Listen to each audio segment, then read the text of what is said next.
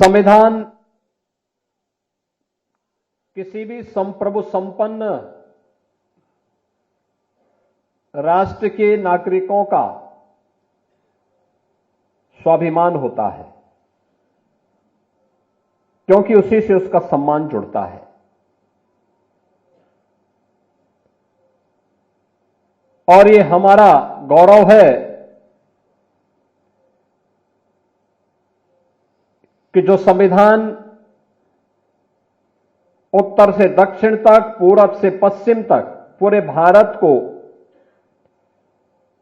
एकता के सूत्र में बांध करके 140 करोड़ भारतवासियों के सम्मान और स्वाभिमान का प्रतीक है। इस संविधान को बाबा साहब डॉक्टर भीमराव अंबेडकर ने पूरी मेहनत के साथ, परिश्रम के साथ बना करके दुनिया का सबसे बड़ा संविधान देकर के दुनिया के सबसे बड़े लोकतंत्र के रूप में भारत को स्थापित किया। संवैधानिक मूल्यों के आधार पर लोकतांत्रिक व्यवस्था के अंतर्गत आज भारत अकेली दुनिया का देश है जो इन मूल्यों की तरह काम कर रहा है, उनका अक्षरशः पालन करते हुए एक सबसे बड़े लोकतंत्र के रूप में इस अभियान को आगे बढ़ा रहा है। दुनिया के अंदर तमाम देशों ने लोकतंत्र अपनाया है, लेकिन वहां दबे कुचले लोगों को वोटिंग राइट बाद में मिली, महिलाओं को यह अधिकार बाद में मिला।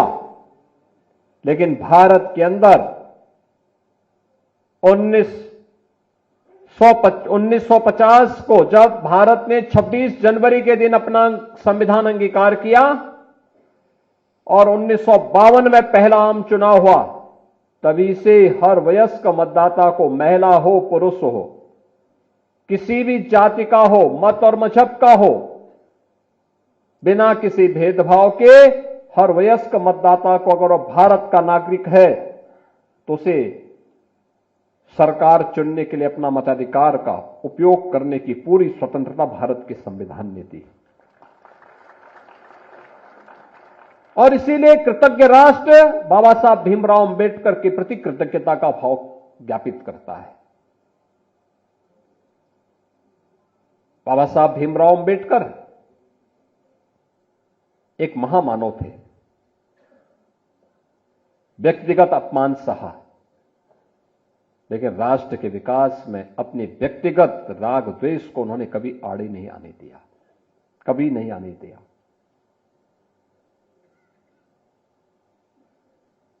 उन्होंने भेदभाव को सहा, उसके अनुरूप जीवन यापन किया, लेकिन राष्ट्र के विकास में ये भावनाएं कभी आड़े ना आने पाए, इसके लिए सदैव सजग होकर के, सचेत होकर के वे कार्य करते रहे। दुनिया की उच्चतम डिग्री उन्होंने हासिल की, लॉ की, अर्थशास्त्र की, प्रशासनिक व्यवस्था की, लेकिन कभी भी उन्होंने राष्ट्र के स्वाभिमान को आंच नहीं आने दी। जो महामानव देश के लिए लड़ता रहा, व्यक्तिगत मान अपमान की चिंता से ऊपर उठ करके देश और समाज के लिए कार्य करता रहा, वंचित तबके को, गरीबों को, महिलाओं को न्याय मिले, इसके लिए कार्य करता रहा, उस महामानव ने कभी अपनी व्यक्तिगत चिंता नहीं की। व्यक्तिगत मान अपमान की चिंता से ऊपर उठ करके और लगातार कार्य करता रहा। और यही कारण है कि हम सब उन्हें एक महामानव के रूप में मानते हैं। लोक कल्याण, राष्ट्र का कल्याण हो, यही उनका जीवन था। लेकिन उस महामानव को देश के अंदर आजादी के बाद बनी पहली सरकार ने जो सम्मान देना चाहिए था नहीं दिया। 1952 में बाबा साहब अंबेडकर को चुनाव हराने के लिए कांग्रेस ने एड़ी चोटी लगाई थी। उन्हें चुनाव में परास्त करवाने का काम किया।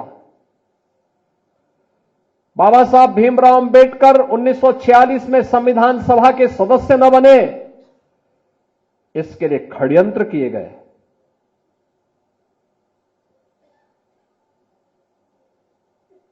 उनकी क्षेत्र की जो सीट थी, जो हिंदू बाहुल्य क्षेत्र थे,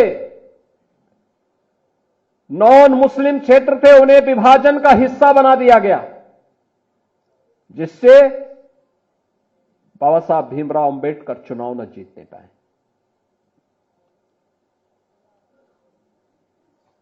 1954 में उपचुनाव में बाबा साहब भीमराव अंबेडकर ने फिर से मुंबई से चुनाव लड़ने की कोशिश की।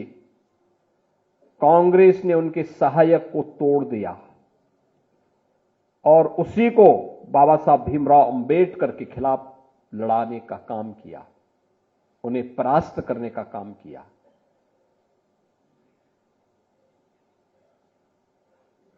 यानी कोई भी ऐसा षड्यंत्र कांग्रेस ने नहीं छोड़ा बाबा साहब भीमराव अंबेडकर को अपमानित करने के लिए। अपने नेताओं के बड़े बड़े स्मारक कांग्रेस ने बनाए, लेकिन बाबा साहब भीमराव अंबेडकर का एक भी स्मारक नहीं बनने दिया, एक भी स्मारक नहीं बनने दिया। यहां तक कि मऊ मध्य प्रदेश में, जहां पर बाबा साहब भीमराव अंबेडकर ने जन्म लिया था, मऊ छावनी, कांग्रेस ने नहीं बनने दिया। कांग्रेस की सरकारें थी, नहीं बनने दिया। इंग्लैंड में रह करके, जिस भवन में रह करके उन्होंने अपनी उच्च शिक्षा प्राप्त की, उस भवन को कभी भी भारत सरकार खरीदे और बाबा साहब भीमराव अंबेडकर का स्मारक बने, कांग्रेस ने नहीं किया। दिल्ली में रह करके जिस भवन में उन्होंने अपनी अंतिम श्वास ली, उस भवन को स्मारक बनाने की मांग हो रही थी 1956 से ही।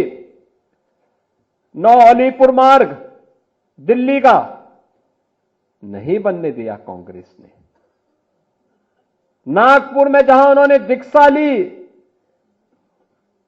वहां पर बाबा साहब भीमराव अंबेडकर का स्मारक बने, कांग्रेस ने नहीं बनने दिया।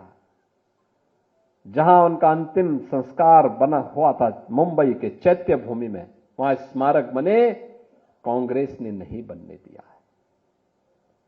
बहनों और भाइयों, बाबा साहब भीमराव अंबेडकर के इन 5 स्थानों पर 5 अंतर्राष्ट्रीय स्मारक बनाने का काम अगर किसी ने किया है तो ये भारतीय जनता पार्टी ने किया है, प्रधानमंत्री मोदी जी ने किया है। मऊ छावनी मध्य प्रदेश में भारतीय जनता पार्टी के मुख्यमंत्री श्री सुंदरलाल पटवा थे। उन्होंने उस स्मारक का शुभारंभ किया था। प्रधानमंत्री उस समय अटल बिहारी वाजपेयी जी जब बने, उन्होंने उसका लोकार्पण किया। मोदी जी उस कार्यक्रम में वहां गए।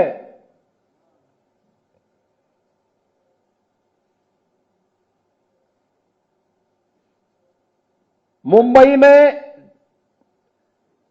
इंग्लैंड में, जहां पर उच्च शिक्षा बाबा साहब ने अर्जित की थी, उस भवन को ब्रिटिश सरकार बेच रही थी। प्रधानमंत्री मोदी जी की प्रेरणा से महाराष्ट्र की भारतीय जनता पार्टी की सरकार ने उस भवन को खरीदा। बाबा साहब भीमराव अंबेडकर का वहां पर स्मारक बनाया और भारत से जाने वाले अनुसूचित जाति के बच्चों के लिए उच्च शिक्षा के लिए वहां पर एक केंद्र बनाया और स्कॉलरशिप की भी व्यवस्था इंग्लैंड में की है। बाबा साहब की स्मृति को बनाए रखने के लिए। दिल्ली के अलीपुर मार्ग के उस भवन को खरीदकर उस भवन में बाबा साहब भीमराव अंबेडकर का स्मारक बनाने का काम, उसको स्वीकृति दी थी पूर्व प्रधानमंत्री चंद्रशेखर जी ने। और उस कार्य को क्या भारतीय जनता पार्टी ने, आप इंटरनेशनल सेंटर दिल्ली का आप देखेंगे बाबा साहब भीमराव अंबेडकर का दिल्ली में बना है। मुंबई का, नागपुर का दीक्षा भूमि, बाबा साहब भीमराव अंबेडकर का भव्य स्मारक, और मुंबई का चैत्य भूमि, ये बाबा साहब का भव्य भूमि। यह भी पंचतीर्थ जो ये बने हैं, ये प्रधानमंत्री मोदी जी की प्रेरणा से बने हैं। कांग्रेस ने तो बाबा साहब को षड्यंत्र से चुनाव हराने वाले व्यक्ति को 1970 में पद्म पुरस्कार से सम्मानित किया था कांग्रेस ने। ये राहुल गांधी किस मुंह से संविधान लेकर के घूम करके जनता को बेवकूफ बनाने का काम कर रहे हैं। किसी भी संविधान की आत्मा उसका प्रियम्बल होता है, प्रस्तावना होती है। और याद रखना, बाबा साहब भीमराव अंबेडकर ने 26 नवंबर 1949 को जो संविधान का ड्राफ्ट तैयार किया था, जो संविधान भारत की संविधान सभा को सौंपा था, उस संविधान सभा में प्रस्तावना में 2 शब्द नहीं थे, सेकुलर शब्द भी नहीं था और सोशलिस्ट शब्द भी नहीं था। कांग्रेस ने अपने हित के, अपने स्वार्थ के लिए, जब इस देश के अंदर इमरजेंसी लागू की गई थी, आपातकाल के दौरान कांग्रेस ने 2 शब्द रात के अंधेरे में डाल करके बाबा साहब भीमराव अंबेडकर का अपमान करने का काम किया था। कांग्रेस ने लगातार कोई ऐसा अवसर नहीं छोड़ा जो भारत के संविधान के गले को घोंटने के समान थे। हर अवसर पर संशोधन पे संशोधन, संशोधन पे संशोधन करती रही। अनुसूचित जाति को उसका अधिकार मिले, अनुसूचित जनजाति को उसका अधिकार मिले, पिछड़ी जाति के लोगों को उसका अधिकार मिले, कभी यह प्रयास नहीं किया। हम पूछना चाहते हैं कांग्रेस के लोगों से, समाजवादी पार्टी के लोगों से, कि आखिर अलीगढ़ मुस्लिम विश्वविद्यालय में या जामिया मिलिया विश्वविद्यालय में अनुसूचित जाति, जनजाति या पिछड़ी जाति के नौजवानों को प्रवेश में भी और नौकरी में भी क्यों आरक्षण नहीं है? क्यों नहीं इन्होंने इसके लिए वहां प्रावधान किया? जो भारत के पैसे से चलने वाला हो, और उस संस्थान में अनुसूचित जाति, जनजाति और पिछड़ी जाति के नौजवानों के लिए भी प्रवेश में भी और नौकरी में भी आरक्षण की व्यवस्था होनी चाहिए। लेकिन वहां पर नहीं है, वहां पर नहीं बोलते ये लोग, मौन हो जाते हैं। और यही कारण था, बाबा साहब भीमराव अंबेडकर ने जब पहली संयुक्त सरकार बनी थी, और संयुक्त सरकार बनने के बाद जब उसके उपरांत पंडित नेहरू की द्वारा बनाई गई उस नेतृत्व में चल रही सरकार के कृत्यों को देख करके बाबा साहब भीमराव अंबेडकर ने उस समय इस्तीफा दिया था और कहा था, यह सरकार मेरी योग्यता के अनुसार कार्य नहीं ले रही है। मैं पहला भारतीय हूं जिसने अर्थशास्त्र में पीएचडी की है, शोध किया है, भारत के निर्माण में योगदान देना चाहता हूं, लेकिन मेरी कोई उपयोगिता नहीं करते। देश की महत्वपूर्ण उन समितियों में जो देश के विकास के लिए सहायक हो सकती है, उसमें मुझे कोई सम्मान नहीं दिया गया। मेरे अनुसूचित जाति, जनजाति के लोगों के हितों के लिए, वंचितों के हितों के लिए इस सरकार के एजेंडे में कुछ भी नहीं है। यह तो केवल और केवल इस सरकार को विभाजन के बाद भी केवल मुस्लिम तुष्टीकरण की चिंता है, इसलिए मैं अपने पद से इस्तीफा दे रहा हूं, यह कहते हुए इन्होंने इस्तीफा दे दिया था। और कांग्रेस की हर कृत्य वही है आज भी, तनिक भी उसमें कुछ बदला नहीं है। जो कांग्रेस है वही समाजवादी पार्टी भी है। याद करिए, कन्नौज के मेडिकल कॉलेज का नामकरण बाबा साहब डॉक्टर भीमराव अंबेडकर के नाम पे था। समाजवादी पार्टी की सरकार अखिलेश यादव के नाम पे बनी तो उन्होंने बाबा साहब भीमराव अंबेडकर के नाम को हटा दिया। और तो बाद में हमारी सरकार आई तो फिर मैंने वहां पे उस मेडिकल कॉलेज का नामकरण फिर से बाबा साहब भीमराव अंबेडकर के नाम पे किया। इन्होंने, अखिलेश यादव, जब आपने देखा होगा 2012 में प्रदेश के मुख्यमंत्री बने थे, उस समय इन्होंने पहली घोषणा की थी कि बाबा साहब भीमराव अंबेडकर और जितने भी सामाजिक न्याय के महापुरुष हैं, इनके बने हुए स्मारकों को हम तोड़ेंगे। तब भारतीय जनता पार्टी ने कहा था कि सामाजिक न्याय के पुरोधाओं की ओर उठने वाले हर हाथ के खिलाफ मुंहतोड़ जवाब देने के लिए भारतीय जनता पार्टी तैयार है।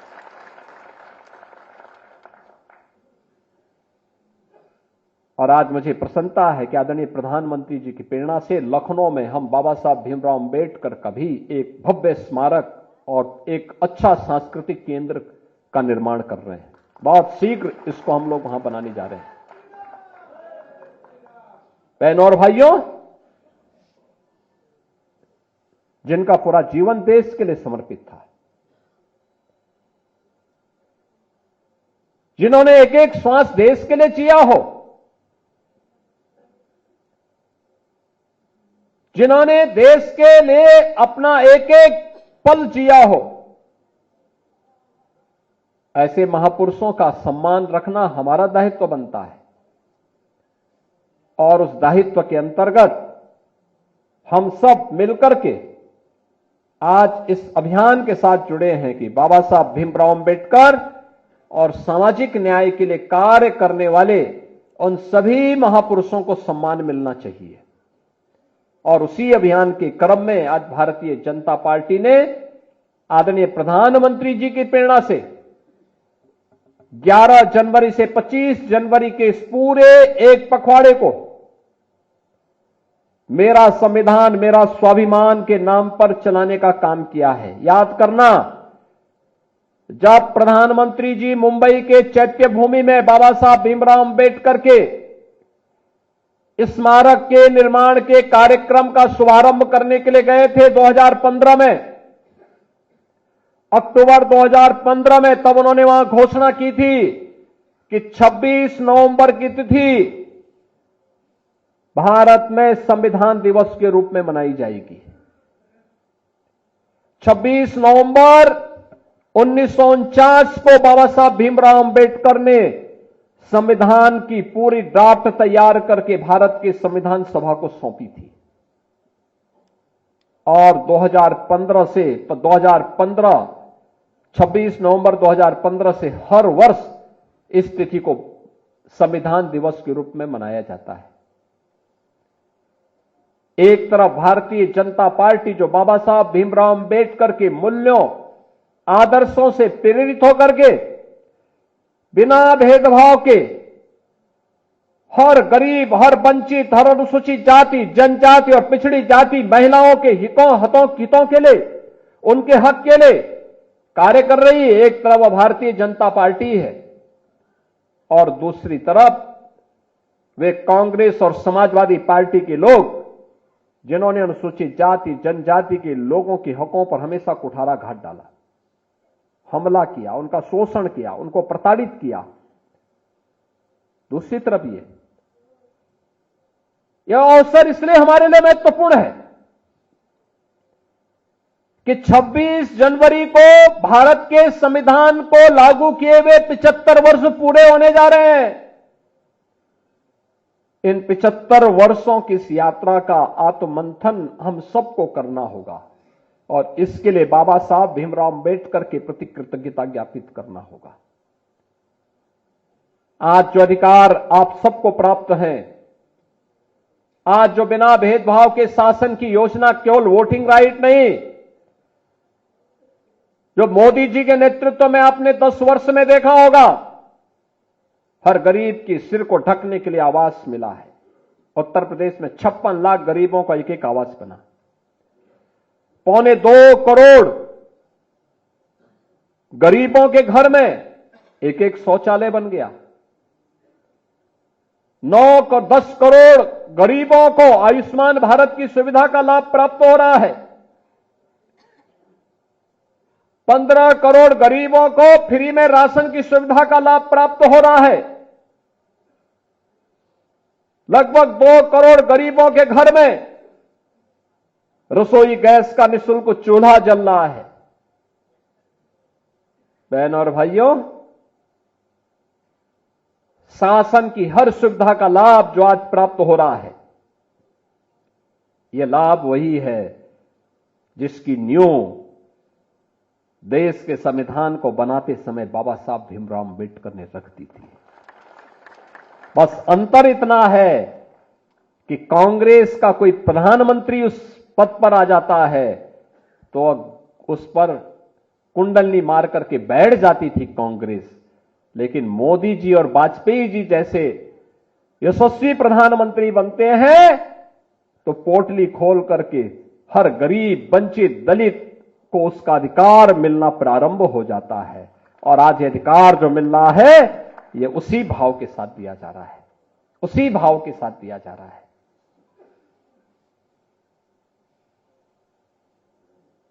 हर व्यक्ति को न्याय मिले, सबको सुरक्षा मिले, सबको अनुसार समता का व्यवहार सबके साथ हो, इसमें कहां भेदभाव है, इसमें कहां कोई तुष्टीकरण है। यही तो बाबा साहब भीमराव अम्बेडकर चाहते थे, यही चाहते थे। लेकिन जिन्होंने बाबा साहब भीमराव अम्बेडकर का सदैव अपमान किया, जिन्होंने बाबा साहब भीमराव अम्बेडकर के जीते जीतो उनको अपमानित करते रहे और उनके न रहने के बाद भी कभी उन्हें सम्मान नहीं दिया, आज वे लोग संविधान की प्रति लेकर के घूम करके बेवकूफ बनाने का काम कर रहे हैं, वही काम कर रहे हैं जिन्होंने संविधान का गला घोंटा, इमरजेंसी लगाई, देश की सत्ता को अपनी बबौती मान करके संविधान का गला घोंटते रहे। वे लोग आज संविधान का ठेका लेकर के घूम रहे हैं।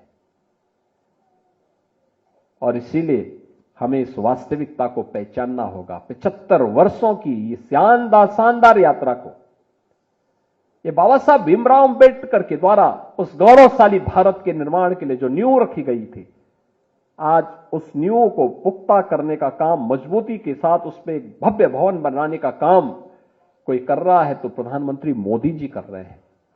और उस अभियान के साथ हम सब मिलकर के सहभागी बने, इस विश्वास के साथ मेरा संविधान मेरा स्वाभिमान के रूप में इस यात्रा को आगे बढ़ाने की आवश्यकता है, क्योंकि यही संविधान है जो हमें स्वाभिमान के साथ जीने की प्रेरणा दे रहा है, एक सम्मान के साथ जीवन यापन करने की प्रेरणा प्रदान कर रहा है। और उस अभियान के साथ हम सब जुड़ रहे हैं। मैंने आपको बताया ना पहले, भारत पहला देश है, याद रखना। भारत से पहले इंग्लैंड में और अमेरिका में लोकतंत्र आ गया था, लेकिन वहां वंचितों को अधिकार, वहां पर दलितों को अधिकार, वहां पर महिलाओं को अधिकार भारत से बाद में मिला है, क्योंकि वहां पे बाबा साहब भीमराव अम्बेडकर जैसा महामानव नहीं था। उन्होंने भारत से सीखा है, भारत ने पहले दिन से, और अब तो प्रधानमंत्री मोदी जी ने व्यवस्था सुनिश्चित कर दी है। 2029 के बाद 1/3 सीटों पर सांसद और विधायक बनकर के महिलाएं जाएंगी। बहनों और भाइयों, हम सबको भी उसके अनुरूप अपने आप को तैयार करना है। बाबा साहब भीमराव अम्बेडकर हमेशा इस बारे में कहते थे दलितों से कि बच्चों को खूब पढ़ाओ लिखाओ, शिक्षित बनाओगे तो ज्ञानवान बनेगा, और शिक्षित बनेगा तो अपने लिए न्याय मांग लेगा, अपने अधिकारों को भी प्राप्त कर लेगा। लेकिन जब पढ़ाएंगे लिखाएंगे नहीं तो क्या होगा? आज सरकार इस पे काम कर रही है। अनुसूचित जाति जनजाति से जुड़े हुए सभी बच्चों की एजुकेशन फ्री है, स्कॉलरशिप मिल रही है, शुल्क प्रतिपूर्ति उपलब्ध कराई जा रही है। डबल इंजन की सरकार इसके लिए लगातार कार्य कर रही है। हम सब इसके लिए लगे हुए हैं। हमारी सरकार आई थी, हमने इस बात को सुनिश्चित किया कि बाबा साहब भीमराव अंबेडकर का चित्र हर सरकारी कार्यालय में लगने चाहिए। सरकारी कार्यालय में बाबा साहब के चित्र लगने चाहिए और उनके प्रति कृतज्ञता ज्ञापित हर भारत के नागरिक को करना चाहिए। बहनों और भाइयों, बाबा साहब भीमराव अंबेडकर का जीवन देश के लिए समर्पित था, भारत के लिए समर्पित था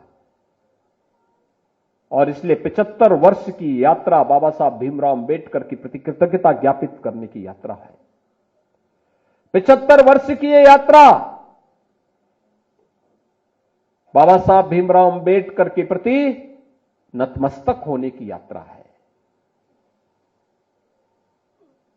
उनसे प्रेरणा प्राप्त करने की यात्रा है, भारत के संविधान की मूल भावनाओं का सम्मान करते हुए आगे बढ़ने की यात्रा है। और उस यात्रा के साथ सहभागी बनने के लिए गोरखपुर क्षेत्र ने इस कार्यक्रम को यहां पर आयोजित किया है। और मैं आप सबसे इस बारे में कहूंगा, हमारा प्रयास होना चाहिए कि 26 जनवरी के दिन हर बूथ स्तर पर हमारा प्रयास होना चाहिए एकत्र होकर के हर कार्यकर्ता, हर नागरिक संविधान की प्रस्तावना का वाचन करें, बाबा साहब भीमराव अंबेडकर का चित्र लगा करके पुष्पांजलि करके और उनके सामने उनकी प्रस्तावना का, क्योंकि संविधान की आत्मा उसकी प्रस्तावना में है, प्रस्तावना का वाचन करके बाबा साहब भीमराव अंबेडकर की प्रति कृतज्ञता ज्ञापित करें। नए भारत के निर्माण में और एक विकसित भारत की परिकल्पना को साकार करने के लिए यह आवश्यक है, उसी अभियान के साथ हमें जुड़ना होगा। मुझे पूरा विश्वास है कि जो उत्साह आज आपके पास है, जो उत्साह के साथ आप यहां पर उपस्थित हुए हैं, यह उत्साह निरंतर आगे बढ़ते रहना चाहिए।